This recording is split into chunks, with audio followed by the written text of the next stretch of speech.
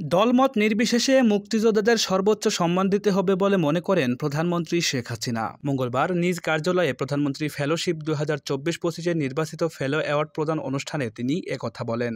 প্রধানমন্ত্রী বলেন, সবচেয়ে বড় কথা তারা মুক্তিযোদ্ধা। এটা মাথায় রাখতে হবে, জাতির পিতা যে আহ্বান করেছিলেন যার যা কিছু আছে শত্রুর মোকাবেলা করতে হবে। নিজের জীবনের মায়া ত্যাগ করে পরিবার, সংসার, বাপ মা সবকিছু ছেড়ে দিয়ে তারা ঝাঁপিয়ে পড়েছিল যার যা কিছু আছে তা নিয়েই। তাদের এই আত্মত্যাগের মধ্য দিয়েই আমাদের বিজয় অর্জিত হয়েছে, কাজেই তাদেরকে সর্বোচ্চ সম্মান দিতে হবে।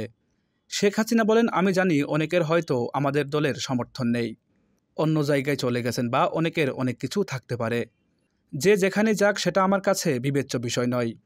আমার কাছে বিবেচ্য যে তারা তাদের সর্বোচ্চ ত্যাগ করে, নিজের জীবন দিয়ে, রক্ত দিয়ে, অনেকেই পঙ্গুত্ব বরণ করে এই দেশকে স্বাধীন করে এনে দিয়েছে, শত্রুকে পরাজিত করে বিজয় এনে দিয়েছে।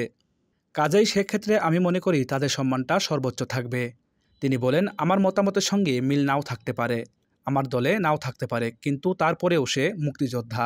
আমার কাছে সবাই সম্মানিত, আর সে সম্মানটা যুগ যুগ ধরে এদেশের মানুষ তাদেরকে দেবে, সেটাই আমরা চাই।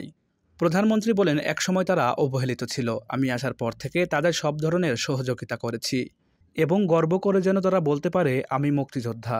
দেশে কেউ অবহেলিত থাকবে না। মন্তব্য করে শেখ হাসিনা বলেন, জাতির পিতা চেয়েছিলেন শোষণমুক্ত সমাজ গঠন করতে, চেয়েছিলেন ক্ষুধার্তমুক্ত, দারিদ্র্যমুক্ত সমাজ গঠন করতে। সেই কথা মাথায় রেখেই আমাদের দেশের সর্বস্তরের মানুষ কেউ অবহেলিত থাকবে না। তিনি বলেন, আমাদের এখানে ক্ষুদ্র নৃগোষ্ঠী আছে, প্রতিবন্ধী আছে, অটিস্টিক আছে এবং তাদের সবার প্রতি যথেষ্ট সহানুভূতিশীল আমরা। তারা যেন সমাজের সব রকম সুযোগ সুবিধা পায়, তারা যেন পিছিয়ে না পড়ে, সেদিকে আমরা বিশেষ নজর দিচ্ছি।